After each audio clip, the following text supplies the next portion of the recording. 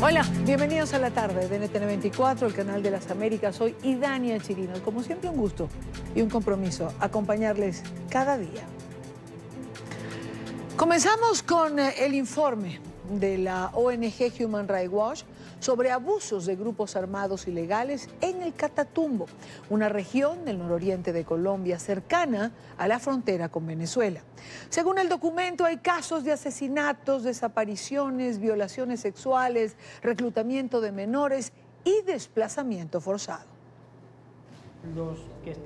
El informe de 70 páginas titulado La guerra en el Catatumbo resulta la radiografía más actualizada de la situación social y de orden público que se vive en esa región fronteriza con Venezuela.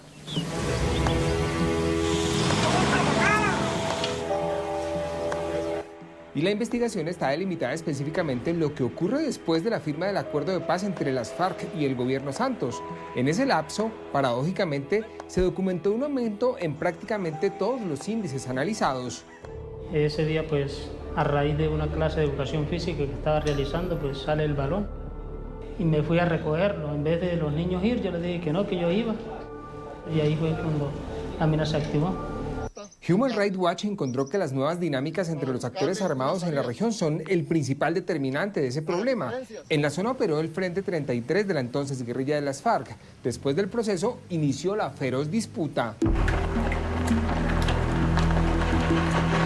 El ELN y el EPL, que se enfrentaban a la fuerza pública, se volvieron enemigos en la disputa por el control de las zonas que dejó el Frente 33. Esos combates recrudecieron después de 2018 y en ese cóctel se sumó un nuevo actor, las disidencias del Frente 33. Al menos 70 hombres, según documentó Human Rights Watch, con testimonios recogidos en la zona.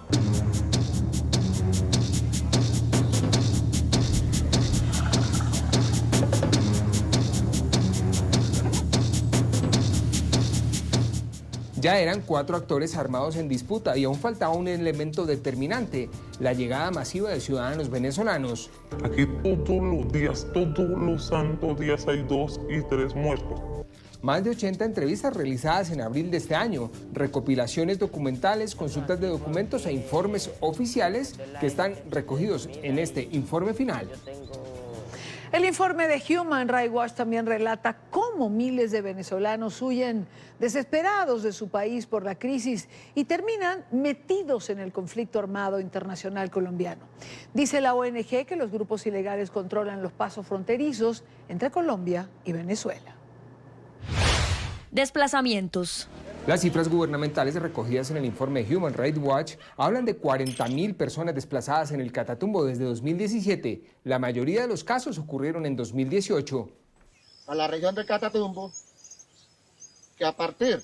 Y los principales responsables, el ELN y el EPL. Pero en 2018 los enfrentamientos entre estos grupos y la fuerza pública se convirtieron en otra de las principales causas de desplazamientos. En 2019, en el Catatumbo, hubo 4 desplazamientos masivos en los municipios de Teorama, San Calixto, El Tarra, Acarí y Playa de Belén que afectaron a más de 800 personas. Homicidios.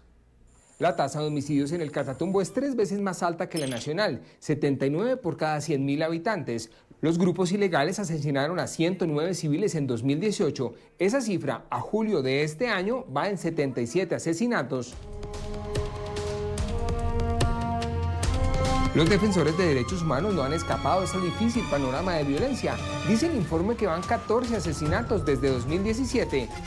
Desapariciones y secuestros. Los mesreños no tenemos por qué dejarnos atacar por la violencia. Este grave delito también sube en el Catatumbo, según documentó Human Rights Watch con fuentes oficiales. De 11 casos en 2016 se pasó a 16 en 2017 y a 24 casos en 2018. En los primeros meses de 2019, 2 personas han sido reportadas como desaparecidas. Violencia sexual. 41 víctimas desde enero de 2017 hasta mayo de 2019. Los grupos ilegales amenazan a trabajadoras sexuales en la zona. Reclutamiento y uso de niños soldados. Entre 2017 y 2018, 14 menores de edad han sido reclutados por los grupos armados ilegales en la región del Catatumbo. Se documentaron casos de niños de 12 años sometidos a este cruel delito. Uso de minas antipersonales. Los residentes locales dicen que el ELN y el EPL siguen utilizando estos artefactos. 4 muertos y 65 heridos en minas antipersonal desde 2017 en la región, con artefactos sembrados recientemente o en otras épocas. La fuerza pública retiró 92 minas y destruyó 55. Venezolanos en la zona. En el Catatumbo, los grupos ilegales controlan los pasos informales, también llamados trochas. Fue imposible en este informe documentar la cifra exacta, pero solo en 2018 fueron contabilizados 9.106 venezolanos. Estimaciones de Naciones Unidas hablan de 25.000 personas en 2019 en la región del Catatumbo. 19 venezolanos fueron asesinados en la región en los últimos meses. José Miguel Vivanco, director para las Américas de Human Rights Watch, reiteró en rueda de prensa desde la capital de Colombia, desde Bogotá, lo que el informe señala. En Colombia y fuera de Colombia es probable que exista la impresión que con el acuerdo de paz, con la firma de los acuerdos, la situación se ha resuelto y el país está en paz. Señores, el país está en guerra, en el Catatumbo. Eso es guerra. Y es conflicto armado de acuerdo a todos los índices y a los principios consagrados específicamente en el protocolo 2 de los convenios de Ginebra. Y no cabe duda alguna que el ELN y el EPL también, quizás el Frente 33 de la FARC, como es más nuevo y ha ido creciendo, y son subgrupos y disidencias de la FARC, es una cosa distinta. Pero el ELN es ciertamente un grupo bien estructurado y que opera en términos que califica según el protocolo 2 de los convenios de Ginebra. Para Vivanco, la infancia venezolana es de muchísima preocupación.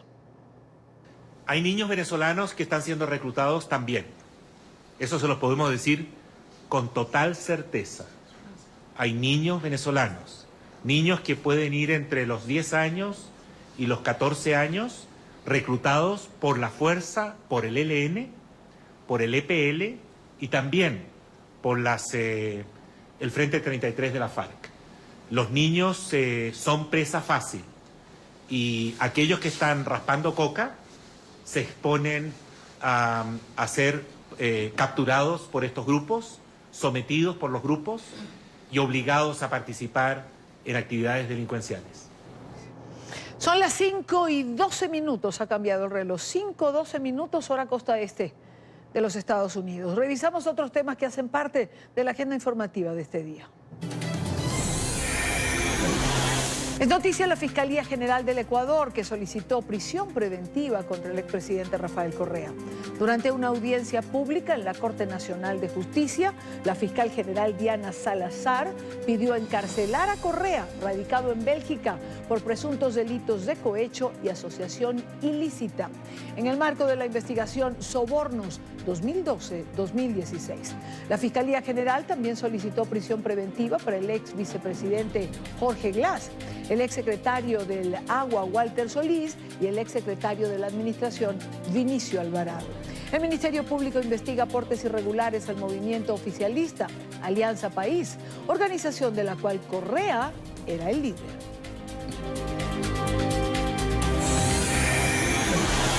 Es noticia Puerto Rico, que en menos de una semana otra vez ha cambiado de gobierno. Wanda Vázquez, quien ejercía como secretaria de Justicia, será la encargada de la isla por decisión de la Cámara Alta. Vázquez, en su primer discurso, anunció reuniones con la sociedad civil y partidos políticos para abordar la crisis política por la que atraviesa la isla. Vázquez se juramentó este miércoles en la tarde luego de que el Tribunal Supremo anulara por inconstitucional la posesión del abogado Pedro Pierluisi. Una vez completada esa radiografía y como parte de un diálogo conciliador e inclusivo, trabajaremos en todo aquello que nos une y buscaremos un consenso en todo lo que no coincidimos. Los tiempos así lo exigen. Es necesario darle estabilidad al país, certeza a los mercados y asegurar los fondos de reconstrucción. Y pondré todo mi empeño y esfuerzo genuino para lograr que la isla continúe firme en su camino hacia la recuperación total. El momento histórico así lo manda, pues estamos ante una coyuntura donde el respeto a la voluntad del pueblo será la base de la reconstrucción de Puerto Rico. La gobernanza no es un ejercicio unilateral, requiere la participación legítima del pueblo en las decisiones. apoyado en los derechos, en las libertades y responsabilidades consagrados en la Constitución. Gobernaremos teniendo siempre como norte la justicia, la igualdad y el bienestar de todos los que habitan en esta bendita isla. Hoy los puertorriqueños se preparan para nuevas protestas, ya que los ciudadanos ven el nombramiento de Wanda Vázquez como una extensión del mandato de Ricardo Rosselló, que dejó el cargo luego de semanas de movilizaciones callejeras exigiendo su renuncia. ¿Qué pasará ahora? Puerto Rico es noticia en desarrollo. Es noticia la Corte Suprema de Brasil, que suspendió en las últimas horas una orden de traslado del expresidente Luis Ignacio Lula da Silva de su celda en la Policía Federal en Curitiba a una cárcel común en Sao Paulo, en una jornada que reavivó los pedidos de revisión del caso del expresidente.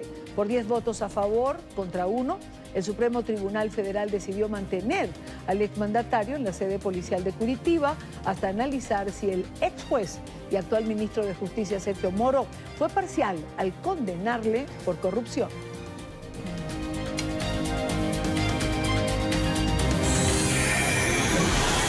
Es noticia el nuevo anuncio del régimen de Nicolás Maduro, donde señala que se levanta de la mesa de diálogo, esta vez la que mantenía con representantes del gobierno interino de Juan Guaidó en Barbados.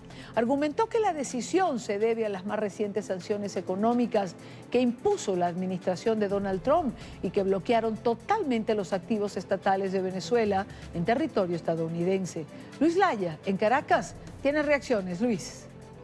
Hola, buenas tardes. Nicolás Maduro anunció este miércoles que se retira de la mesa de diálogo en Barbados. No envió a su delegación a las reuniones que estaban planteadas para jueves y viernes de esta semana. Señaló que esto se debe a la orden ejecutiva firmada por el gobierno de Estados Unidos, pues aseguró esto era una puñalada trapera que afecta a la economía nacional y era apoyado por varios de quienes denominó traidores a la patria.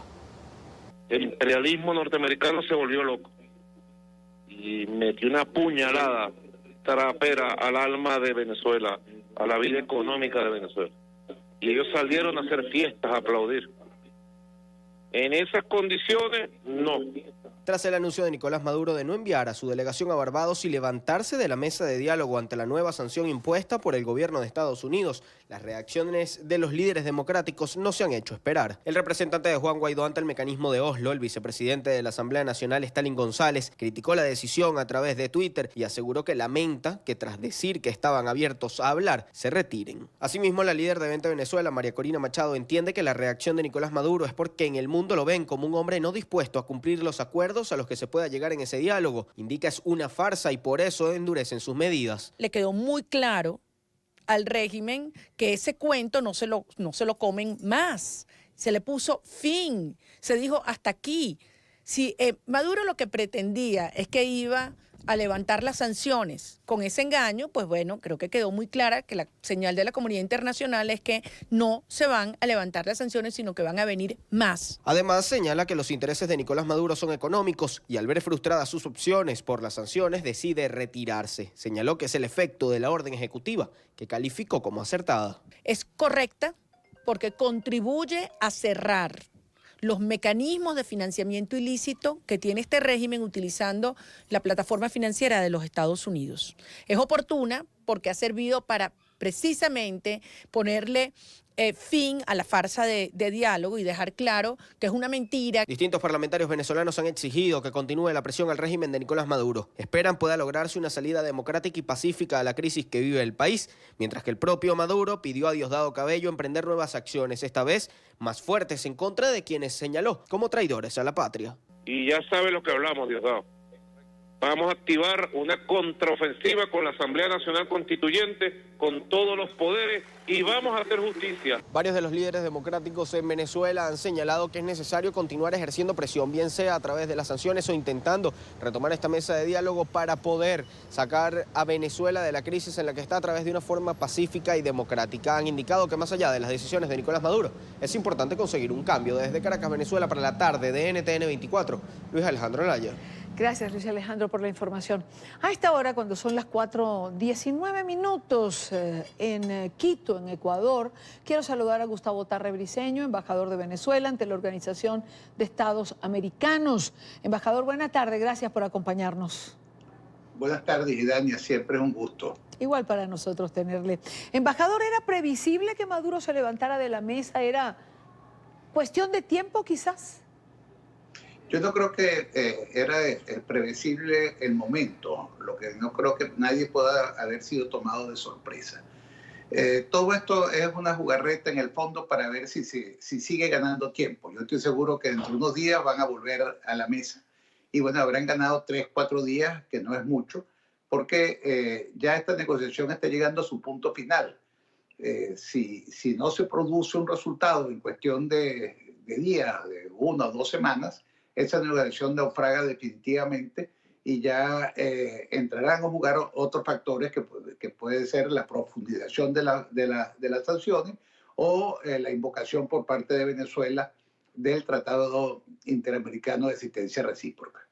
Del cual vamos a hablar en unos minutos, pero en las últimas horas, embajador, se produjo un debate en torno a las declaraciones de John Bolton en Lima, en relación a las conversaciones, al diálogo en Barbados. Decía Bolton, abro comillas, el tiempo del diálogo ha terminado, es tiempo de la acción. Le pregunto cómo interpretó usted esta declaración, alrededor de la cual había todo un debate el día de ayer. Bueno, yo creo que el señor Bolton se adelanta por unos días. Lo más probable es que tenga razón, pero hay que agotar hasta el último momento la oportunidad de conseguir una solución negociada. Hay muy pocas razones para ser optimista. El propio discurso de Maduro, las amenazas contra dirigentes de la oposición, la batalla que él afirma que va a dar, basándose nada menos que en la Asamblea Nacional Constituyente, que es el órgano más espurio de los que acompañan a la dictadura. Bueno, todo eso nos indica que no hay ninguna voluntad de diálogo y que este proceso en Barbados va a naufragar porque Maduro no tenía intención en ningún momento de llegar a un acuerdo. Y eso abre entonces, como dice el señor Bolton, abre las puertas de la acción.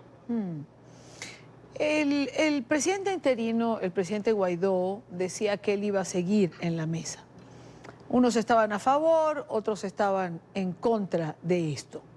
Le pregunto, embajador, ¿es una manera el haber continuado? ¿Es una manera de agotar todas las posibles salidas? ¿De que no se le reclame mañana al gobierno interino que fue por su culpa, quizás, que no hubo una solución negociada? Absolutamente, Dania, es exactamente lo que ocurre. No puede permitirse el presidente Guaidó que digan que no fue posible una solución negociada por intransigencia de parte de la oposición. Se ha asistido al diálogo, con una tremenda firmeza. Las negociaciones no han avanzado, han avanzado muy poco, podemos decir, y en los puntos esenciales, la delegación que representa al presidente Guaidó ha sido absolutamente muy clara. No puede haber una elección presidencial con Maduro en la presidencia de la República. Tiene que haber una elección presidencial, no una elección parlamentaria como pretende la dictadura. Tiene que haber un gobierno de transición y tiene que haber elecciones realmente libres. Ese es el punto básico de cualquier negociación. Ese es el punto que se ve reforzado por las medidas tomadas por los Estados Unidos en las últimas horas. Embajador, un grupo de senadores republicanos, entre quienes se encuentran Marco Rubio, Reed Scott, le han enviado una carta el día de hoy a la señora Mogherini, a la alta representante de la Unión Europea, solicitando que alinee las sanciones, la Unión Europea, con Estados Unidos y Canadá. ¿Cree que esto es posible, sobre todo ahora que Maduro se ha levantado de la mesa y que para ellos era, digo, la Unión Europea era algo importante que se intentara negociar? Pero yo creo que efectivamente es muy importante que la Unión Europea se sume a las sanciones. Y la preferencia que ellos hasta ahora han expresado, y esperemos que muy pronto la asuman, son las sanciones personales, que son realmente las que más les duele. Recuerden que estamos en presencia de un gobierno de delincuentes, de una banda de ladrones que ha tomado por asalto el tesoro público, y lo que más les molesta a ellos es que se les está quitando la oportunidad de disfrutar el dinero mal habido, de gastarlo en los sitios donde ellos querían hacerlo. Ya no puede ser en Estados Unidos, ya no pueden ir a Orlando, no pueden ir a la Florida. Lo importante es que no puedan pensar que van a ir a Madrid o a París o a Roma y que tendrán que gastar ese dinero en Teherán o en Minsk o en Managua. Y eso realmente a quienes se han enriquecido de la manera tan grosera que hemos visto en Venezuela no es nada atractivo. Y por eso esas sanciones que la Unión Europea puede dictar en un plazo relativamente corto van a tener una efectividad muy grande.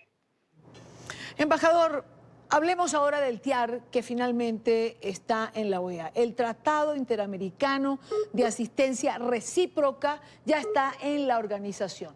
¿Qué procede ahora, embajador?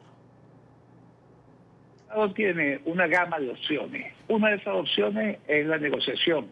Esa negociación se está llevando a cabo en Barbados y, como antes decíamos, va a culminar en un plazo muy, muy breve. O el gobierno cede y en ese caso, pues, tendrá que irse. O el gobierno decide no aceptar las condiciones que la democracia exige y en ese caso, pues, vienen las otras opciones previstas en el TIAR, que son opciones económicas, opciones diplomáticas, opciones militares, y es una gama que se está analizando con los países que integran el tratado, la mayoría de los cuales son países que han reconocido al gobierno de Guaidó. Estamos iniciando o vamos a iniciar una ronda de diálogo y de consulta con los diferentes países y en esa ronda vamos a analizar diferentes opciones que en este momento no me es posible revelar, pero que son opciones que aseguran unos golpes muy duros para el gobierno de Maduro y su caída final. Todo esto busca vincular el Tratado Interamericano de Asistencia Recíproca con el deber de intervención que existe, el llamado R2P, que ha sido reconocido por las Naciones Unidas y que obliga a los países, cuando existe una crisis humanitaria, a actuar. Bueno, esa actuación vamos a plantear que se haga por la vía del TIAR y tenemos mucha confianza de que va a producir resultados muy buenos para la democracia. Es decir, Venezuela piensa invocar el tratado. Es decir, si se comienza una ronda de conversaciones, de negociaciones con los países que integran este tratado, es porque Venezuela piensa considerar opciones que el tratado trae. Pues sin duda, Dania, y esa es la razón por la cual la Asamblea Nacional autorizó al presidente la ratificación del tratado. Es decir, esta gestión que se ha hecho con la mayor diligencia para que para que Venezuela vuelva a formar parte del tratado, tiene obviamente como consecuencia, como corolario, que Venezuela va a invocar el tratado. Embajador, una pregunta para claridad. ¿El TIAR tiene que ser invocado solo por Venezuela o, por ejemplo, puede invocarlo Colombia porque siente... Podría invocarlo otro país que considera que la paz de la región está en peligro. En todo caso, ya eso depende de la soberanía de cada uno de ellos. Yo puedo solamente hablar en nombre de Venezuela. Claro, claro. Gustavo Tarre Briceño, embajador de Venezuela ante la Organización de Estados Americanos. Embajador, un gusto tenerle siempre. Buena tarde para usted. Buenas tardes, Idania. Muchísimas gracias. Seguimos con más de la tarde de hoy. Se ha registrado una nueva baja en la administración Trump. Se trata de Kimberly Breyer, la principal diplomática del gobierno de los Estados Unidos para América Latina. La mujer de 46 años presentó su renuncia en medio de disputas internas sobre las políticas migratorias para la región. La subsecretaria de Estado para Asuntos del Hemisferio Occidental aseguró que su decisión se basó en motivos personales. Sin embargo, funcionarios aseguran que deja el cargo por las diferencias respecto al reciente acuerdo migratorio que el gobierno de la Unión Americana ha firmado con Guatemala. Breyer es la segunda funcionaria de alto rango del Departamento de Estado que abandona el gobierno en el último mes. Y hablando de inmigración, el temor a las redadas ha regresado a los Estados Unidos tras lo ocurrido en el estado de Mississippi, donde ayer miércoles ICE detuvo a 680 indocumentados, en la que se convierte en la mayor redada de la última década. Hoy son miles de extranjeros indocumentados los que temen ser detenidos y separados de sus familias. En Miami, Paola Serna tiene el reporte. Paola, buena tarde. Hola, ¿qué tal? Muy buenas tardes. Pues bien, estas redadas en Mississippi que dejaron esos 680 inmigrantes indocumentados detenidos por agentes federales del Departamento de Inmigración, pues ha traído de vuelta el temor de esta comunidad, o más bien ha hecho efectivo dicho temor, ya que desde el pasado mes de junio, cuando el presidente Donald Trump anunció que comenzarían a realizarse estas redadas, pues la comunidad inmigrante indocumentada en Estados Unidos ha vivido con el pánico de ser detenidos en cualquier momento, que se presenten redadas como la presentada en Mississippi a nivel nacional. Esto, por supuesto, ha generado una gran preocupación entre los trabajadores que día a día deben combatir este temor, ya que la vida continúa y también tienen que salir adelante y luchar por sus hijos. Bueno, por lo menos nos han parado, nos han detenido todavía. Quién sabe, vamos a ver. Más adelante, ojalá y no nos encuentren por ahí. ¿Están ustedes siempre con este temor? Sí, sí, siempre, pero ¿qué lo vamos a hacer? Así tenemos que aguantarle hasta que Trump nos dé los papeles. ¿Cuántas niñas tienen? 3. ¿Y cómo se les complica a ustedes, por ejemplo, el tema de transportarlas y demás? Pues no, lo llevamos en el carro, pero siempre andamos con miedo de que lo pare la migración, un policía, lo que sea. Pero así tenemos que, como quiera, llevarlas. ¿Pero han sentido ustedes como más temor últimamente en los últimos años? Pues sí, por lo que cuenta la gente, la televisión, todo eso, todo lo que está pasando. Da un poquito más de miedo, pero ahí andamos. Pues yo lo que hago mejor ya ni veo noticias y no quiero escuchar nada de lo que dice. Eso es lo que yo hago y así vivo más mejor y estoy más a gusto. ¿Tus niñas? ¿Tú tienes niñas aquí? Sí, tenemos 5 hijos aquí. Pero yo nunca les hablo de eso porque yo no los quiero espantar ni me gusta que vean las noticias porque yo quiero que ellos se sientan libres y vivan como, pues bien. Gabina, ¿qué te gustaría a ti que pasara? ¿O qué esperarías tú que pasara? Pues que nos dieran los papeles. Que haya una forma de uno aplicar para que le den los papeles, pues, para ya estar más seguros. Y les comento que la Fiscalía Estatal de la Florida ha dado a conocer un video justamente que ocurrió el pasado mes de diciembre aquí en la ciudad de Homestead, donde nos encontramos en este momento. Se ve al agente de policía Lexter Brown, el momento en el que detiene y empuja a un inmigrante indocumentado, José García, quien había sido detenido y llevado pues a la estación de policía de Homestead. A pesar de que el hombre estaba sin poderse defender, el policía lo empuja, ocasionándole también un golpe que debió ser tratado pues en un hospital. De acuerdo con la Fiscalía, el agente mintió en el reporte que dio a la estación diciendo que el inmigrante se había lastimado por no dejarse detener. Esto pues según la investigación no es cierto y el hombre en este momento, el agente pues ha sido suspendido y enfrenta también una multa de $10,000. Es por ahora la información que tenemos desde Miami. Soy Paola Serna. Continúen con más desde nuestros estudios centrales. Buenas tardes. Gracias, Paola. Buena tarde para ti. Recordemos cuáles han sido las redadas más significativas en Estados Unidos durante la era del presidente Trump. Las primeras tuvieron lugar tanto en viviendas como en lugares de trabajo de Atlanta, Chicago, Nueva York, Los Ángeles, Carolina del Norte y Carolina del Sur. La oficina de ICE en Atlanta confirmó la detención de 200 personas y en Los Ángeles ICE arrestó a 161, un total de 361 personas. Esto ocurría en el año 2017. Posteriormente, en el 2018, el gobierno de Trump deportó a 256.086 personas inmigrantes, un incremento del 13% con respecto al año anterior.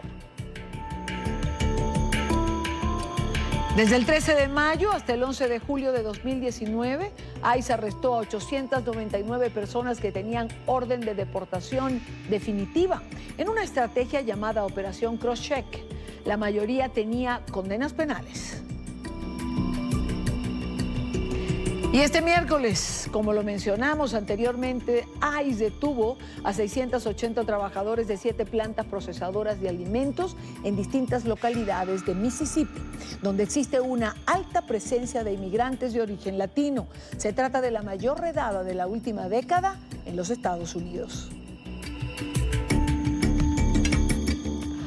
Más temprano hoy, el canciller de México, Marcelo Ebrard, anunció que ofrecerá ayuda consular a los 107 ciudadanos mexicanos que fueron detenidos en esta redada realizadas en el estado de Mississippi. El jefe de la diplomacia mexicana anunció que se reunirá con funcionarios estadounidenses el próximo 13 de agosto para hablar sobre temas migratorios. Y ojalá.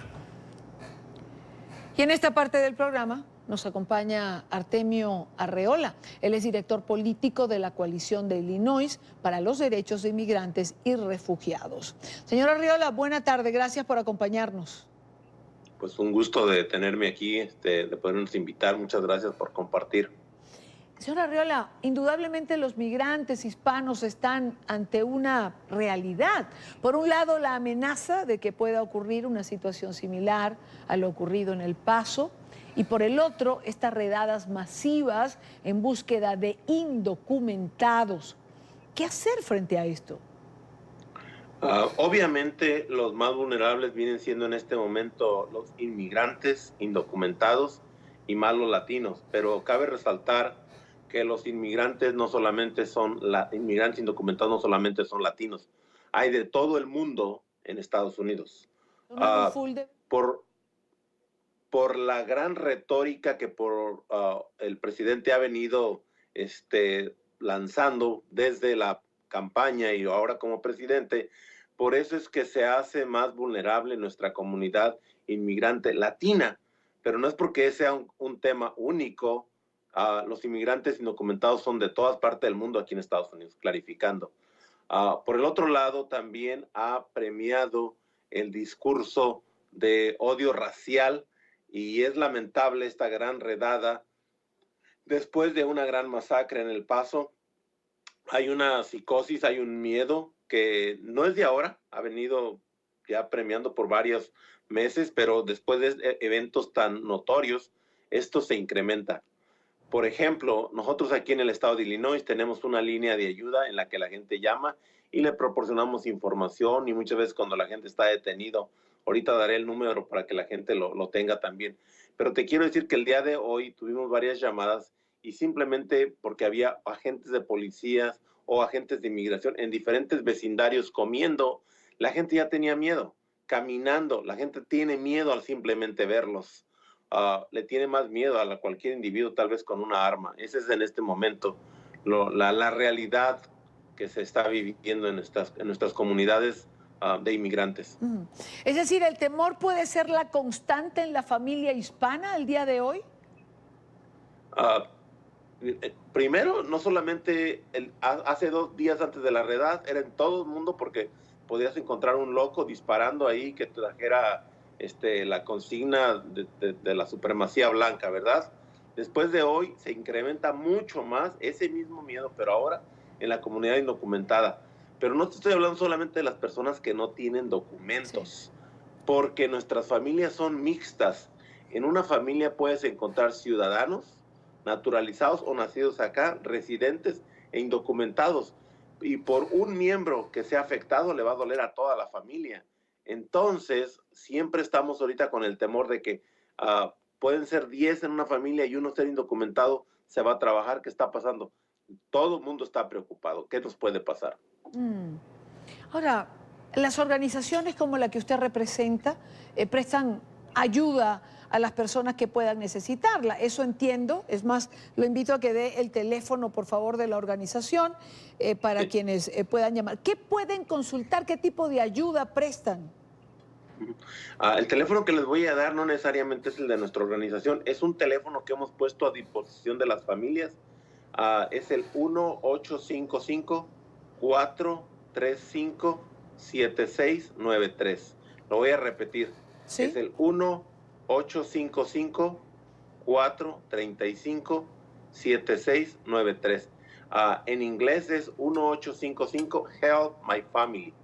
Si se les olvidan los números y de pronto andan por ahí, repartimos tarjetitas verdes y el teléfono es Help My Family.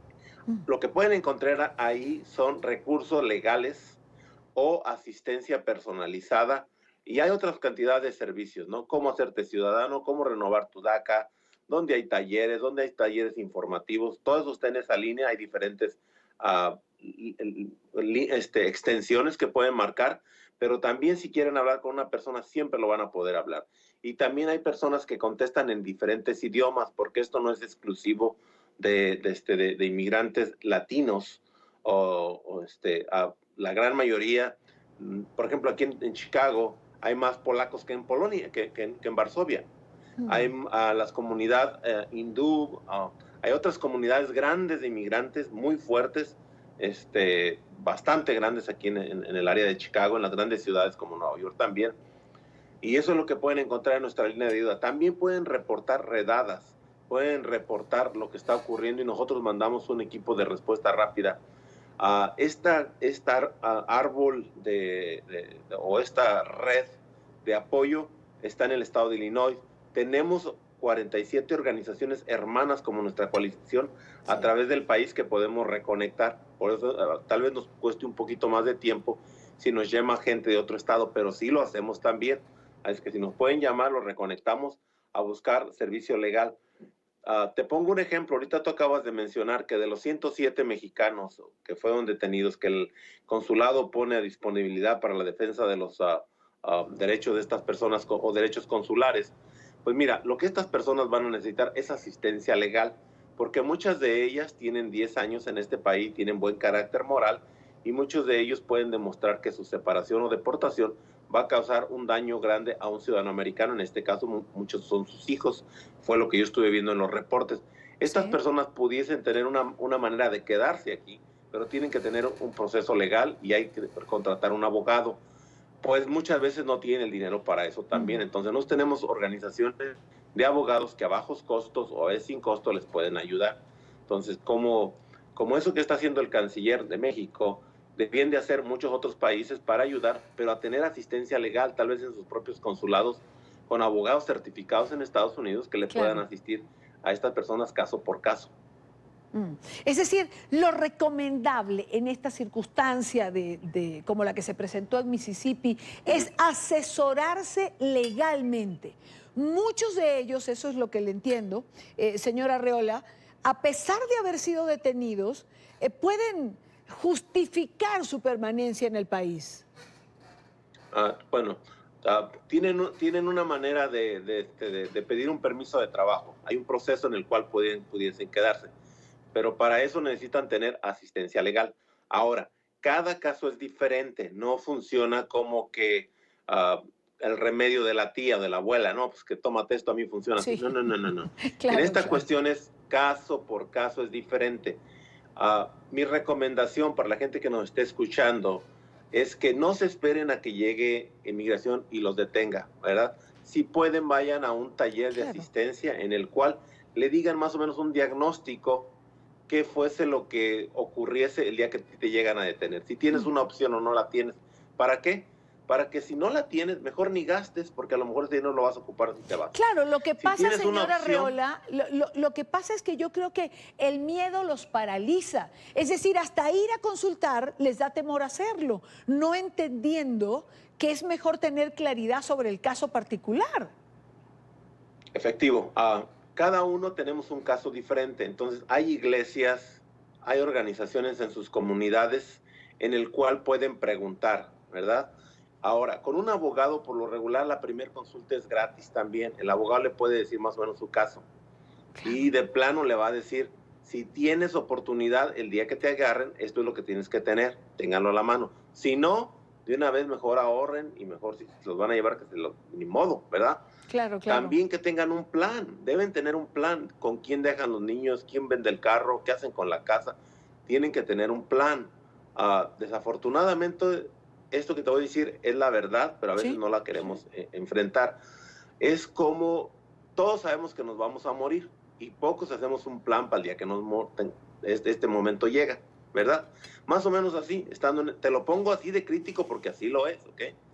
Estando en este país y no tenemos documentos, probablemente en algún momento va a ocurrir. Entonces tenemos que tener un plan. ¿Qué va a pasar? ¿Quién va a recoger el niño? Hay que firmar cartas, tenemos que tener un beca preparado todo ese espacio, ¿verdad? No se esperen a que lleguen. Ahora hay espacios, hay lugares, llamen a nuestra línea de ayuda, los podemos recomendar con organizaciones de asistencia legal. Hay una organización nacional que se llama National Immigrant Justice Center también. Por teléfono les pueden dar un diagnóstico, les pueden decir cuál es su caso, más o menos. Y totalmente gratis, les ayudan algunas organizaciones. Claro, para tener el diagnóstico finalmente, ¿no?, de cada caso. Sí, ahora, sí, porque... sí, dígame, señora Arriola. Aquí la cuestión es cómo encontramos todos estos recursos para ayudar con lo más que se pueda, ¿verdad? Claro. Lidiar, y tú lo dijiste muy clarito, en un momento de crisis todo se nos olvida, a veces no sabemos qué hacer. Pues no esperemos a que llegue ese momento, hagámoslo lo más pronto posible. Claro, claro. Señora Arriola, una última pregunta. Sí, dime. Evidentemente, este tipo de redadas, como la de Mississippi, el verbo encendido del presidente Trump en relación a la migración, hay una gran cobertura mediática, pero le pregunto, ¿por qué se tenía menos información de las deportaciones de Obama en su momento, cuando Obama está reconocido como el presidente que más deportó inmigrantes en Estados Unidos? No entiendo la pregunta. ¿Por qué ahora Obama está señalado, el presidente Obama, como el presidente que más deportó? Pero sin embargo, no había toda esa cobertura, no teníamos toda esta información. Wow, pues mire, hemos venido preparando nuestra comunidad para que sepa reaccionar en un momento de crisis. Lo que ha retrasado el que sea una familia deportada es porque tiene conocimientos de qué hacer. Creo que en el periodo de Obama hacía falta mucho más el conocimiento. Ahora la gente sabe no abrir la puerta, sabe que tiene que estar bien informado y también sabe que tiene derechos, independientemente y los está ejerciendo.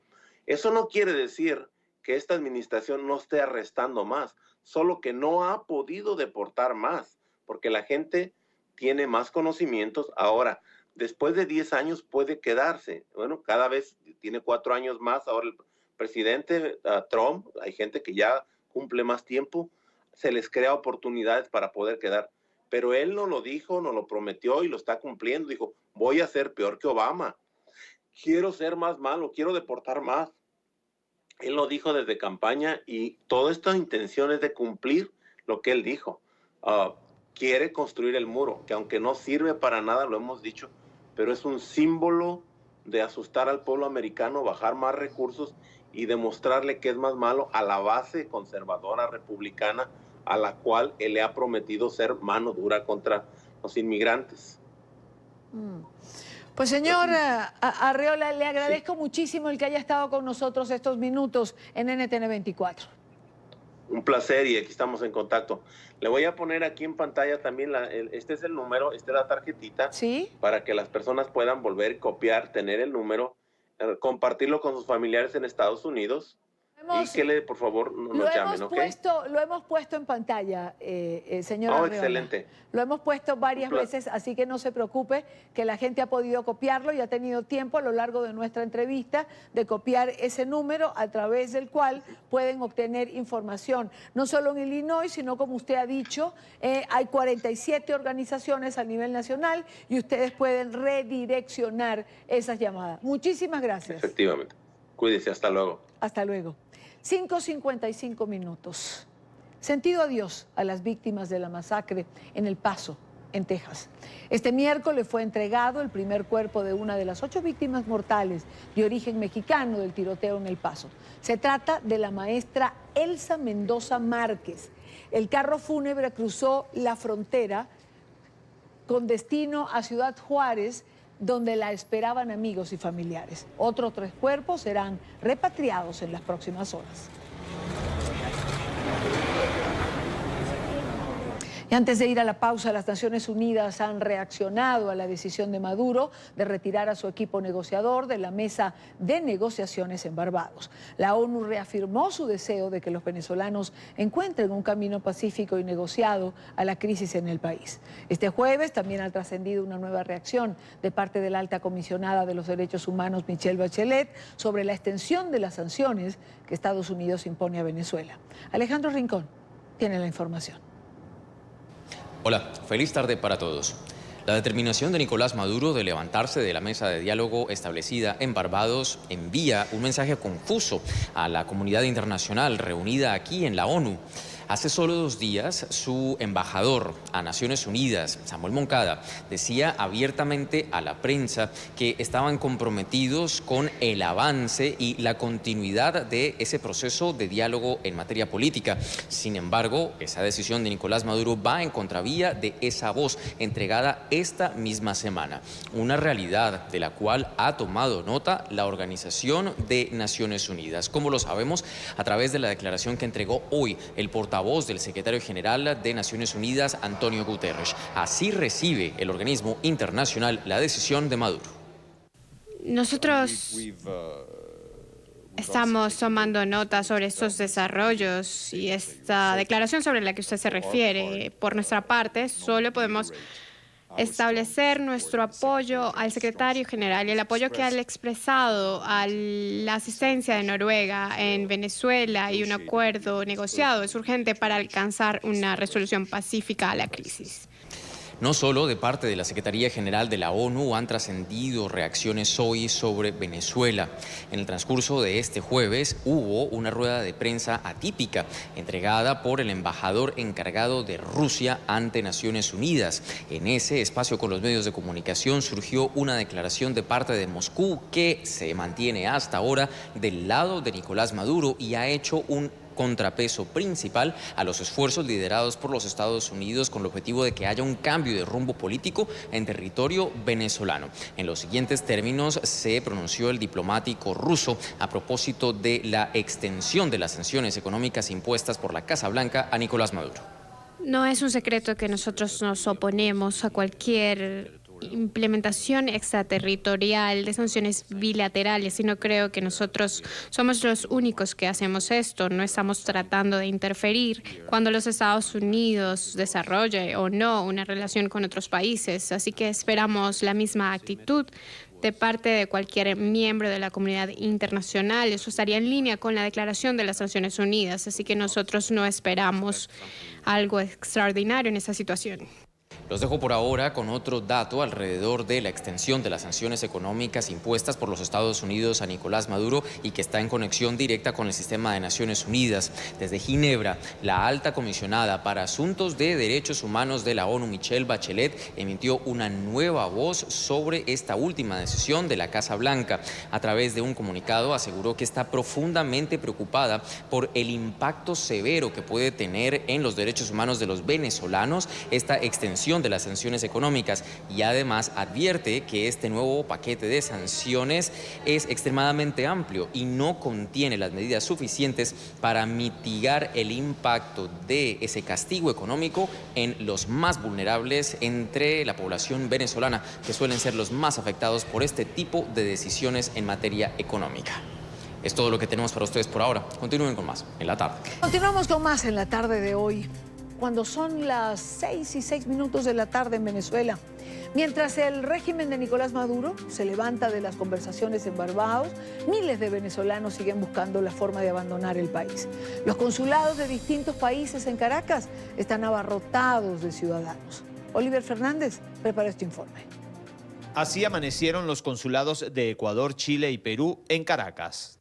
Algunos duermen en las aceras de estas sedes diplomáticas. Eso no es garantía de lograr obtener la visa. Hay una lista donde tú estás anotado que están hasta el 16 de agosto que hipotéticamente nos van a aceptar y no estamos seguros.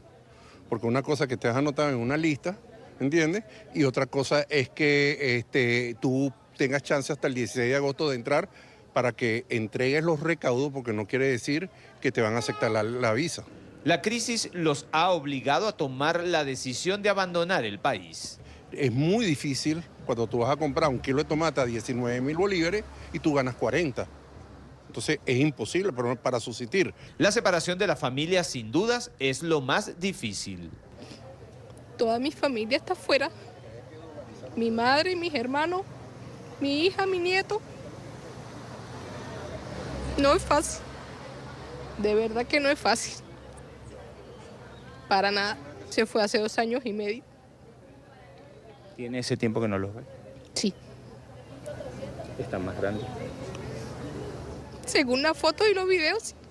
Son muchas las historias y un motivo en común para marcharse, la crisis. Es el caso de José Garmendia, un joven profesional, trabaja en la administración pública. Con lo que gana es imposible vivir. Denuncia que el programa de alimentación del régimen es usado como mecanismo de control social. Vivimos vigilados y bajo una bolsa de comida que si tú te mueves por 15 días de tu casa te la quitan. La bolsa es la comida o el apartamento. ¿Ves? Entonces, aparte del sueldo que uno, cómo sobrevive uno con un sueldo mínimo, que no, y nadie le da respuesta a uno a eso. Esa es una lucha, pues. No solo la crisis obliga a los venezolanos a huir del país. Pensar distinto es un riesgo, al punto que puedes terminar en la cárcel. He sufrido persecuciones porque soy exconcejal del estado de Barinas. Me va a tocar salir, pues, tratar de cuidar mi familia, porque todos sabemos que quien está en la política y al verse al gobierno, pues es perseguido. Ruth Pedrosa es una joven profesional. Se fue a Chile a probar suerte sin visa, aunque ya la había solicitado. Hoy está de vuelta en Caracas. Le llegó un correo con la aprobación. Nos cuenta que sin visa en el país austral no es una opción. El irse, obviamente, al momento de que te vas, te estás dejando amigos, familia y es un duelo. A pesar de las restricciones, los venezolanos amanecen en los consulados. Chile, Colombia, Ecuador y Perú siguen siendo los destinos más buscados. Es la información que manejamos desde Caracas. Continúen con más de la tarde de NTN 24. Gracias a Oliver Fernández por la información. Nos acompaña en nuestros estudios el día de hoy el embajador del gobierno interino de Juan Guaidó, el embajador de Venezuela ante Colombia, Humberto Calderón Berti. Embajador, buenas tardes. Hola, buenas tardes, Idania, ¿cómo estás? Bien, bien, gracias por acompañarnos, un gusto tenerlo aquí. Un placer. Embajador, mientras otros países de alguna manera endurecen los requisitos para los venezolanos, Colombia, por ejemplo, acaba de aprobar, por decreto del presidente Duque, el nacionalizar o el darle la nacionalidad a más de 20.000 niños nacidos en Venezuela. Conversaba con Héctor Chamis hace unos días y me decía, realmente esto es un ejemplo para otros países. Es algo histórico, lo definía usted. Sin duda. Mira, la generosidad mostrada por el gobierno del presidente Duque, por los funcionarios, el canciller y los distintos funcionarios de alto nivel, hacia la población venezolana, hacia los migrantes venezolanos, no tiene parangón en ninguna parte del mundo. Esa es la verdad. Yo estaba en España antes de venir para acá y llega una patera con 100 subsaharianos o del norte de África, y aquello era la primera página de los periódicos. Aquí a Colombia están llegando 5.000 al día, de los cuales se estima que se quedan 2.500. No hay país que haya acogido más al migrante venezolano que Colombia. Esto va a significar, Idania, de verdad, un punto de inflexión en las relaciones entre nosotros y Colombia, porque esto no hay manera de pagarlo. No hay forma como agradecer eso, lo que Colombia ha hecho. Nosotros recibimos muchos colombianos en Venezuela, es cierto. 2,5 millones había en el año 1980, pero llegaron durante muchísimos años. Claro. Aquí el año 2015 en Colombia había 117.000 inmigrantes de todas partes del mundo, 117.000. Un país que no estaba abierto a la inmigración. Ya han llegado oficialmente 1.400.000 venezolanos, muy pobres, muy desasistidos, muy poco equipados desde el punto de vista profesional y con grandes necesidades. Y el gobierno le ha tendido la mano a todos ellos. Hay en este país cerca de 600.000 venezolanos con permisos especiales de trabajo. ¿En qué país del mundo le da un permiso de trabajo a alguien? En ninguno, ¿me entiendes? De manera tal de que ha habido una generosidad y una hospitalidad hacia Venezuela increíble hacia los venezolanos. Y ahora esto que acaban de hacer el presidente Duque y sus altos funcionarios de las instituciones colombianas, permitir la nacionalidad de 24.000 niños venezolanos, hijos de padres indocumentados. Oye, nacidos aquí que no eran ni venezolanos ni colombianos. Y acaban de sacar esa resolución, no fue un decreto, sino una resolución mediante el cual se le puede otorgar la nacionalidad. Nosotros ahora le vamos a dar a venezolana, pero ellos nos van a hacer el trabajo, porque ellos van a poder hacer el proceso de registro que nosotros no estamos en capacidad de hacer. E inmediatamente nosotros le vamos a dar la nacionalidad venezolana para que sean colombianos y venezolanos. ¿Qué país del mundo le da a los niños acá no se confiere nacionalidad a hijos de indocumentados, aunque nazcan acá. Y ahora sí lo van a poder hacer los venezolanos. Es un gesto increíble, ¿no? Increíble. De manera que yo quiero aprovechar este momento, ojalá y me estén oyendo los amigos de Migración, el doctor Kruger, Felipe Muñoz, Eduardo González, el ministro Carlos Holmes Trujillo, el propio presidente Duque. La forma como ellos se han comportado con nosotros es increíble y el agradecimiento de nosotros hacia ellos es profundo. Escribía yo hace unos días, Colombia grande y Colombia generosa. Yo creo que usted ha dicho algo que muchos pensamos. Nunca nos va a alcanzar el tiempo para agradecer a Colombia la generosidad y la solidaridad que ha demostrado con el pueblo venezolano. Embajador, ¿qué tienen que hacer los padres de los niños que han nacido en territorio colombiano? Que vayan a registraduría y presenten la certificación de haber nacido acá los niños y los van a registrar como ciudadanos colombianos. Y eso les permite acceso a educación, a la salud, y ellos mismos después, los padres, podrán a lo mejor convertirse en ciudadanos colombianos, porque al ser los hijos colombianos pueden llamarlos y reclamarlos a ellos. Esto no estoy seguro, pero creo que puede ser el procedimiento. Pero de manera tal que es un procedimiento relativamente sencillo. Pero hay otra cosa que tienen que hacer los paisanos de nosotros. Los permisos especiales de trabajo, como te dije anteriormente, han sido 600.000 los otorgados, pero se han vencido ahora los otorgados el año 2017. Fueron 68.000. Pero no los han actualizado, sino la mitad. La otra mitad vayan a actualizar. A lo mejor algunos no están acá, ¿no? Pero vayan a actualizar sus permisos especiales de trabajo.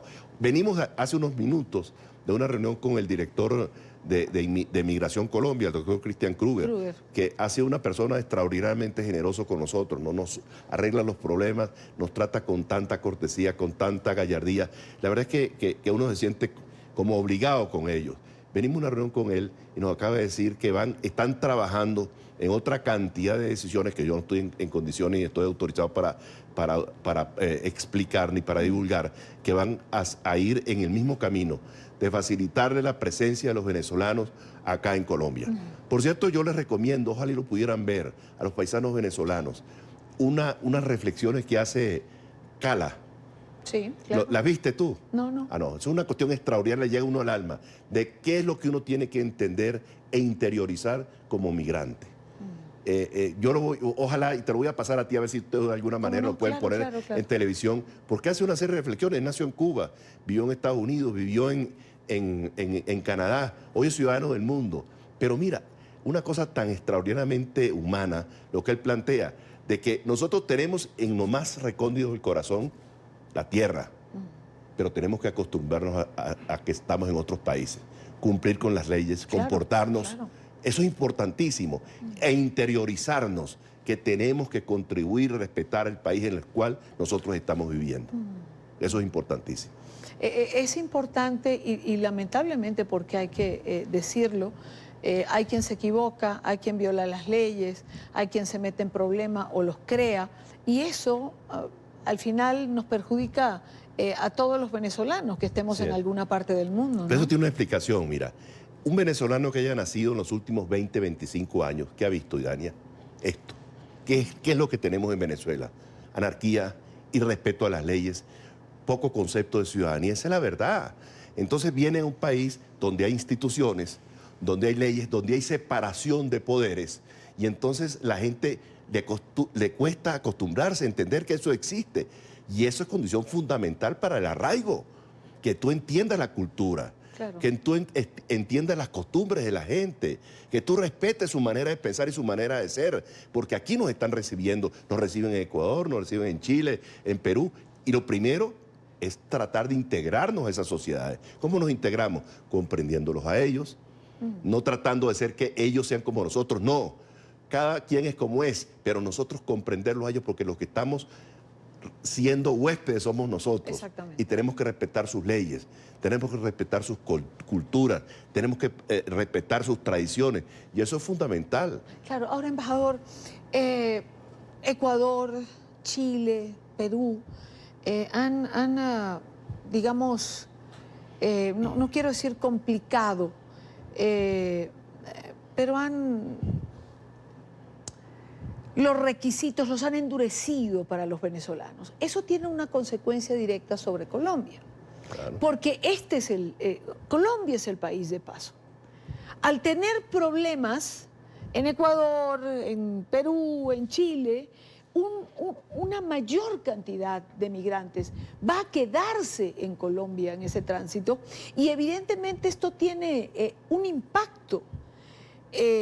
¿Cómo hacer o buscar finalmente presupuesto que ayude a Colombia a sobrellevar esta carga? Yo creo que eso es fundamental. Naciones Unidas, el Banco Interamericano de Desarrollo, todos los organismos internacionales de cooperación deben ayudar a Colombia porque esto cuesta muchísimo dinero. Mira, Colombia es un país que tiene sus propias carencias y sus propias necesidades, eso es evidente, claro. En educación, en salud, en vivienda, mercado laboral, y llegar a 1,5 millones de personas, un país que no está acostumbrado a la inmigración. El caso de nosotros es distinto, Idania, muy distinto. Sí. Nosotros recibimos a la gente perseguida del franquismo, a los judíos que eran errantes y no recibían en ninguna parte, a millones de inmigrantes italianos, portugueses y españoles, y del norte de Europa y del este de Europa. Y eso fueron las posguerras. Pero después, cuando viene la época de prosperidad en Venezuela, fue el vecindario. Claro. Colombianos, ecuatorianos, peruanos, perseguidos al cono sur de las dictaduras de Chile, de Ecuador, de Argentina, de Uruguay. Lo recibimos acostumbrado a la migración. Acostumbrado, todos nosotros somos así. Es decir, no hay uno que pueda decir yo soy venezolano puro, no. Todos somos una mezcla de cosas, ¿me entiendes? Y estamos acostumbrados a un país muy abierto. El caso de Colombia era distinto, un país de montaña, un país con geografía complicada, un país con un problema de violencia en los últimos 50 años que dificultaba la movilidad. 117,000 inmigrantes había en el año 2015 y ahora solamente venezolanos 1,5 millones, eso es mucho. Claro. Entonces uno tiene que entender que Colombia tiene sus dificultades, que están haciendo un gran sacrificio y que requiere la cooperación internacional para poder sortear el problema de la migración de los venezolanos. Ahora, eso también debemos tener claro, todos los países, esto hay que respetarlo, tiene derecho a establecer su protección de sus fronteras y establecer sus reglas, y tenemos que ajustarnos a ellos. Claro. Hemos visto casos, por ejemplo, que de pronto hay una gente en la frontera atacados, en la frontera con Chile. Sí. Nos han presentado varios casos. Por favor, vayan a los consulados de Chile y pidan sus visas democráticas, cumplan con la normativa que ha establecido Chile, porque lo que no es justo es que la gente se presente y diga, aquí estoy yo soy venezolano, soy migrante, y déjenme pasar. No, cumplan con las leyes de manera tal que póngansela fácil a los gobiernos de Ecuador, de Perú, de Chile y también, por supuesto, de Colombia. ¿Cómo evitar, embajador, reacciones que uno no quisiera que se presentaran, pero también hay que entender en un momento determinado algunas reacciones de carácter xenofóbico? Por ejemplo, cuando la gente piensa que va a ser desplazado de los puestos de trabajo o que el mercado laboral se reduce porque hay venezolanos que están llegando y entonces los pueden contratar por menos dinero. Mira, la verdad es que te voy a ser sincero. Yo creo que yo aquí en Colombia no he visto brotes protuberantes de xenofobia, no existen. A eso ha ayudado mucho que los colombianos fueron para allá, que hay 500,000 acá, nacidos allá, que son hijos de padres venezolanos. Todo eso ayuda. Esa permeabilidad en la frontera de La Guajira y del norte de Santander y del Arauca, eso ayuda muchísimo, ¿no? Entonces aquí xenofobia no, en otros países de América Latina sí, y en Europa también. Pero yo aquí en Colombia hay casos aislados, pero que no son unas cosas de la sociedad. Y hemos tenido la fortuna de encontrarnos que los altos funcionarios del gobierno colombiano y en general la población venezolana ha sido bastante amplia, colombiana ha sido bastante amplia con los venezolanos. Embajador, dejando el tema de la migración, por lo menos de lo que estamos hablando, quiero preguntarle por un caso particular que es un preso de Nicolás Maduro, un preso político que se encuentra en la cárcel en Colombia, que es Antonio Batlló. 14 meses preso, más de 46 kilos, ha perdido por las malas condiciones, por la depresión. ¿Qué se puede hacer por este hombre? Hemos hecho mucho. Te cuento, aquí había un número importante de presos políticos venezolanos que estuvieron detenidos por alerta roja de Interpol. ¿Por qué? Porque invocaron allá en Venezuela para extraditarlos delitos comunes, que no eran tales.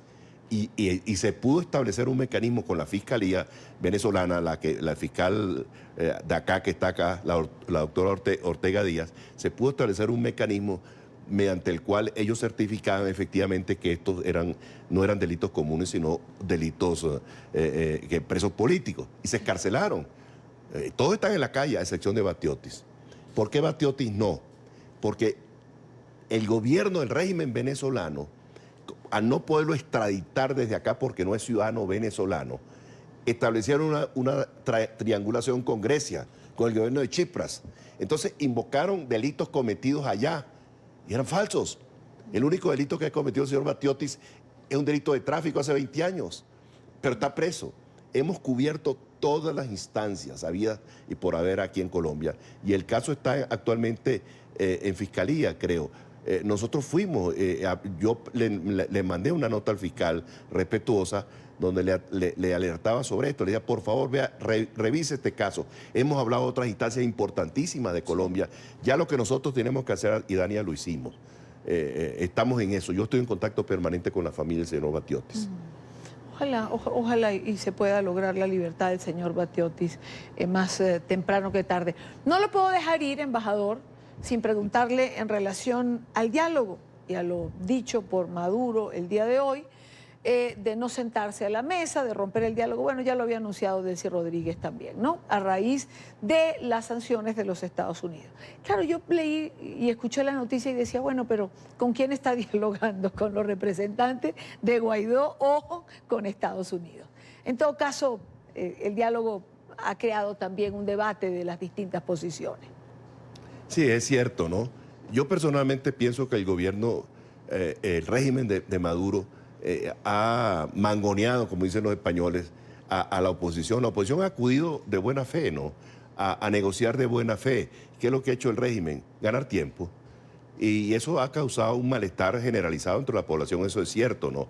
Yo personalmente, y estoy hablando como persona, Humberto Calderón, sí, yo me hago pocas ilusiones con ese fulano diálogo, porque yo creo que esta gente no yo creo que no hay nadie que se haga ilusiones en relación al diálogo. Pero nadie podrá decir, sobre todo los europeos, que la oposición venezolana, que el gobierno del presidente Guaidó y que los partidos políticos venezolanos no estuvieron dispuestos a dialogar, porque sí lo han hecho. Ahora la pelota está hoy en el terreno de los europeos. ¿Qué van a hacer los europeos? ¿Van a mantener la misma posición, medio alcahueta y tolerante frente al régimen? Yo escuchaba hace rato al embajador Tarre decir, está bien con las sanciones que han impuesto a Venezuela, pero las sanciones más importantes son las personales. ¿Dónde están los corruptos venezolanos? Ya no pueden ir a Estados Unidos, ¿no? Hay muchos allá. ¿Tampoco Canadá? Ok, pero ¿dónde está el grueso hoy? En Madrid, en París, en Londres y en Roma. Hablo yo capitales, ¿no? Pero en esos países, ¿dónde están los corruptos venezolanos? ¿Me entiendes? ¿Dónde están los capitales? Allí no tienen que meterse realmente los gobiernos europeos. Y aquí en Colombia. ¿Por qué, embajador? ¿Por qué Europa ha tardado tanto en reaccionar? De hecho, le comentaba yo al embajador Tarre de una carta que hoy habían enviado un grupo de senadores republicanos, entre ellos Reed Scott y Marco Rubio, pidiéndole, se la enviaron a Mogherini, pidiéndole alinearse con las sanciones de Estados Unidos y de Canadá. Claro. ¿Por qué Europa ha tardado tanto? Por dos razones. Por tolerantes y por cómplices. Porque hay mucha corrupción en Europa. Y estos están dispuestos a lo que sea para proteger sus capitales que se han robado en Venezuela. Pero les voy a decir una cosa. Yo creo que hay que buscarlo hasta debajo de las piedras el día que haya un cambio en Venezuela. Porque no hay derecho que hayan hecho lo que han hecho. La miseria que hay en Venezuela, el hambre que hay en Venezuela, la necesidad de alimentos y de medicinas, han traficado con todo eso, Dania. Sí. Y no han tenido contemplación de ninguna especie. ¿Me entiendes? Entonces no se pueden ir lisos, como decía el Chivo Negro, ¿no? Sí. Nuestro paisano Oscar Llanes, que decía, no se van lisos, pues no se pueden ir lisos. Lisos a los que no son venezolanos e irse sin pagar nada, ¿no? Exacto. Y tendrán que pagar. ¿Se les pone el mundo pequeño? Claro que se les está poniendo pequeño, pero están utilizando todos los recursos que tienen para que no haya sanciones casualmente, porque hay mucha complicidad. Ustedes no han visto el escándalo que está formado en España con el caso del que era embajador y los familiares, etcétera, que estaban traficando con el gobierno del régimen de Maduro. Ahí está, eso está clarito. Y en muchos otros países, ¿me entiendes? Trafican con los funcionarios públicos. ¿Por qué? ¿Dónde están los 300.000 millones de dólares que se han robado la gente del régimen? ¿Dónde están? En Estados Unidos, en Europa, en Colombia. en otros países de América Latina. Eso hay que perseguirlo y hay que perseguirlo de frente, ¿me entiendes? Porque eso es fundamental para que haya un gobierno en la transición que sea un gobierno que realmente le inspire confianza a la gente. La transición, mira, es mucho más importante de lo que la gente se imagina, Idania. Yo diría más, yo iría al extremo. La democracia venezolana va a depender de los cimientos que se puedan establecer durante la transición. Si no hay unos cimientos sólidos, de gente honorable, de gente transparente, gente competente, gente sólida, y que haya una separación efectiva de poderes desde el inicio, y que la cuestión funcione y que la gente perciba que se pueden hacer las cosas de una manera distinta, no hay democracia en Venezuela más nunca. Si la transición se hace mal hecha, no hay posibilidad de democracia en Venezuela. Por eso yo insisto, cimiento sólido, de concreto armado, en la transición, para que realmente puedan surtir los efectos positivos en la población venezolana. ¿Tiene esperanza, embajador? Claro, muchísimas, muchísimas. El régimen está cercado por todos lados, está acorralado. Casualmente, por estar cercado y estar acorralado, que son capaces de hacer cualquier... Ya le iba a decir, las bestias heridas Claro, hacen daño, ¿no? Absolutamente, claro que sí. Pero bueno, hay que tener ilusión y hay que tener perseverancia y constancia. Así es. Embajador, un gusto tenerlo con nosotros Gracias aquí. a ti, Dania. No, gracias por venir. Humberto Calderón Berti es el embajador en Colombia del gobierno interino de Juan Guaidó. En esta parte del programa quiero hablar del doctor José Alberto Marulanda, el cirujano de mano, como era conocido en el Hospital Universitario en Caracas. El doctor Marulanda cumple más de un año tras las rejas después de ser detenido el pasado 19 de mayo de 2018 en el municipio Latillo, al sureste de la ciudad de Caracas. Fue detenido por la Dirección General de Inteligencia Militar. A pesar de ser civil, Marulanda es procesado por un tribunal militar que lo acusa de traición a la patria e instigación a la rebelión militar, debido a su relación sentimental con una oficial de la Armada, a quien se le acusa de participar en un levantamiento militar.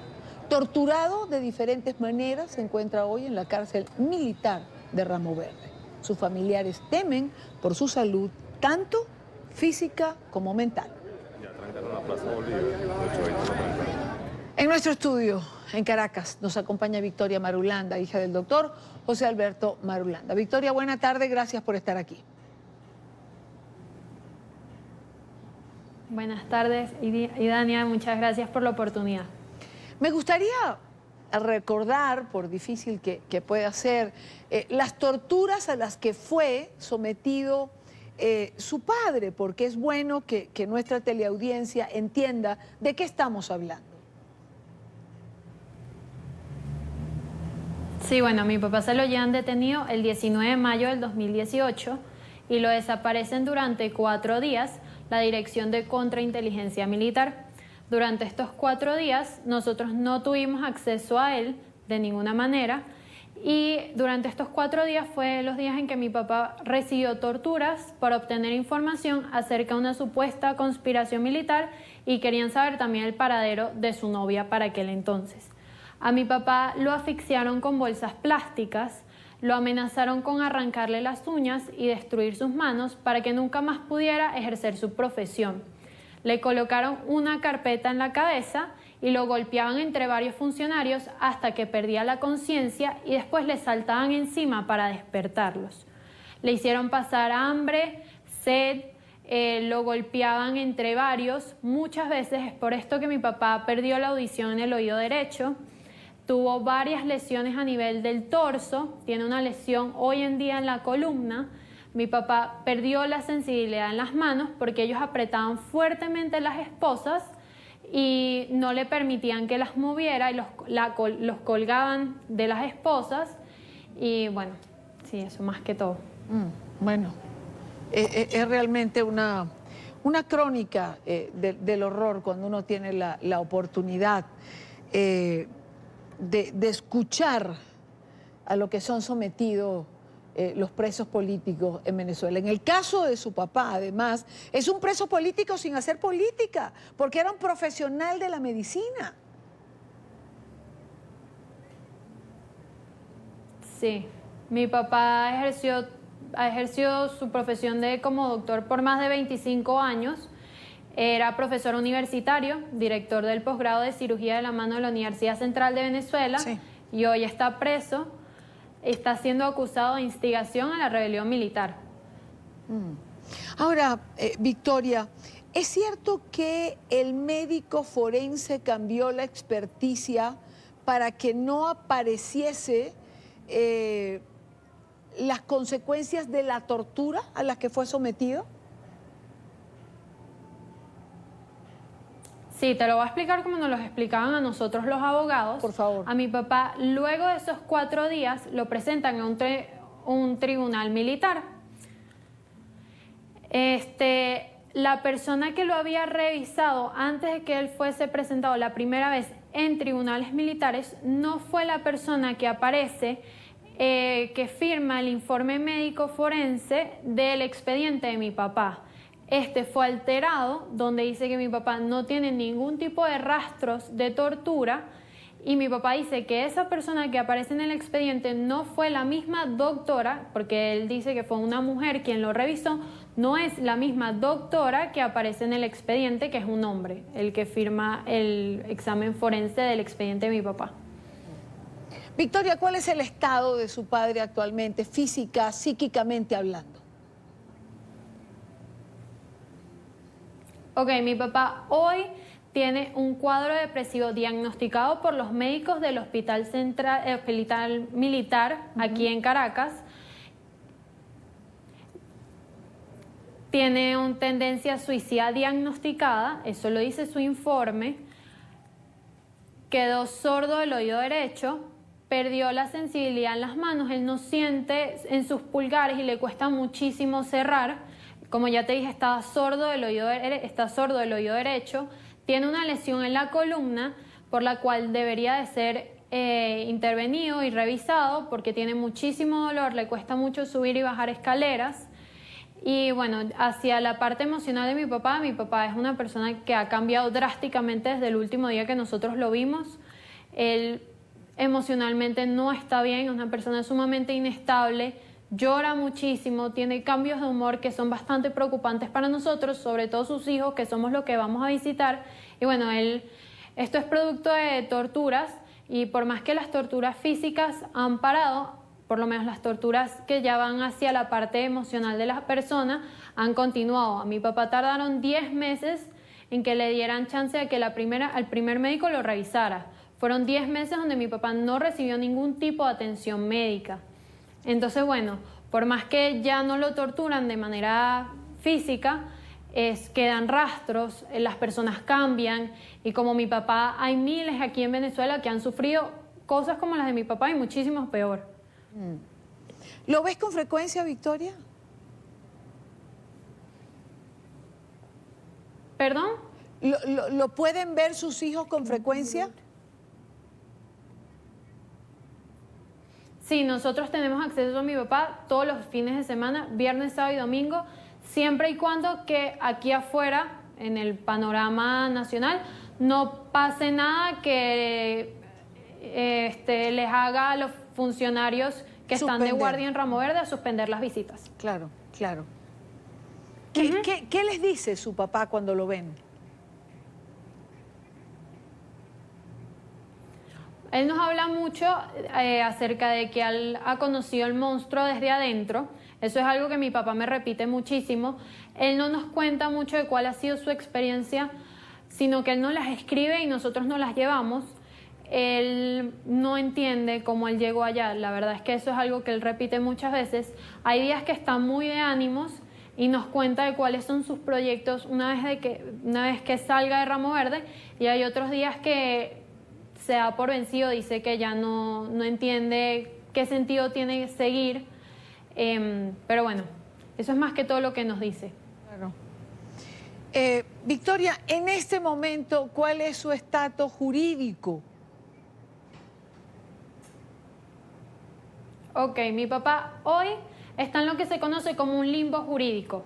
Como usted ya dijo, mi papá se encuentra en un tribunal militar que hoy en día está intervenido, entonces no hay avance de ningún tipo. Ellos ya pasaron de la fase preliminar a la espera de juicio, pero bueno, la fecha de juicio está todavía por pautarse. A mi papá quedó privado de libertad después de la audiencia preliminar, que fue en diciembre, y bueno, no hay avances porque como les digo, el tribunal está intervenido, la jueza que está encargada de ese tribunal está de permiso y el juez encargado no está en capacidad de procesar ningún tipo de solicitud, ni siquiera las solicitudes de recursos humanos, ni siquiera un correo de permiso, nada. Ellos no están procesando ahorita ningún tipo de solicitud, ellos están en un limbo jurídico a la espera de que la jueza se reincorpore y bueno, pueda seguir avanzando el caso. Mientras el tiempo parece detenerse, cuando escuchamos todo esto, la jueza no está de permiso, el tribunal está intervenido, etcétera, etcétera. Victoria, ¿teme que su padre pueda quitarse la vida? Es decir, que su depresión llegue a tal extremo por estar allí tan injustamente detenido que pueda atentar contra su vida. Sí. Yo creo que eso no es algo fácil que se lo digan a una hija. Que tu papá tiene tendencia suicida es algo que se dice, se lee, pero cuando uno internaliza lo que realmente significa es que hoy puedo tener a mi papá y mañana no lo puedo tener. Puede estar más ausente de lo que ya está ahorita, es que simplemente no lo tenga acá. Y eso es producto de tratos y de injusticias que han incumplido en contra de mi papá. No es algo que yo pueda solucionar, ni que podamos solucionar las personas que estamos aquí acompañándolo. Claro, claro. Victoria, ¿qué le pide a las autoridades? Es decir, ¿qué pide usted en relación al caso de su papá? Yo pido que se haga justicia. Bueno, ante todo pido la libertad de mi papá, como pido la libertad de todos los presos políticos. Pero yo lo que más deseo de corazón es que me regresen a mi papá. Mi papá ahorita está en un estado de salud bastante crítico, que bueno, es lo que nos recomiendan todos, que esté otra vez en la casa, que se pueda recuperar.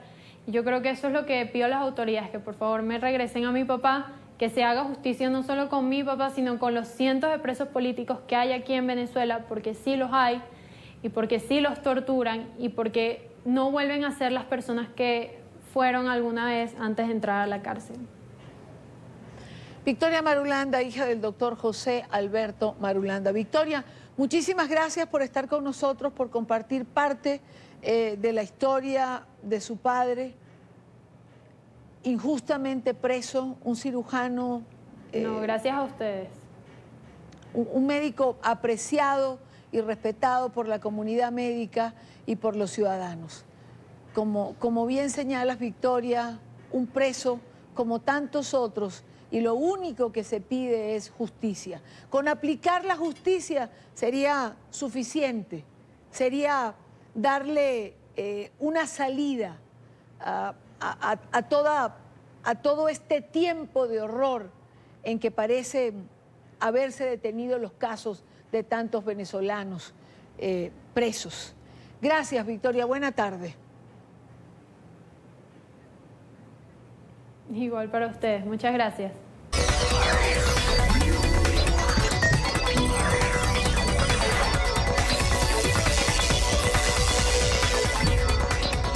Samsung Electronics presentó en Nueva York el Galaxy Note 10, su nueva línea de smartphone enfocada en la productividad y en la creatividad. Nuestro periodista Álvaro Dávila se encuentra en Nueva York y nos explica las novedades que trae este nuevo teléfono inteligente. Álvaro, buena tarde. Hola Dania, para mí es un placer estar contigo aquí en la tarde para hablar de tecnología y nuevas tendencias. Te saludo desde Nueva York, donde recientemente se lanzó el Samsung Galaxy Note 10, el nuevo dispositivo de la surcoreana Samsung, que está enfocado en creatividad. Le va a permitir a los usuarios ir un poquito más allá, ser más creativos, crear contenido que es realmente lo que está demandando actualmente el mundo.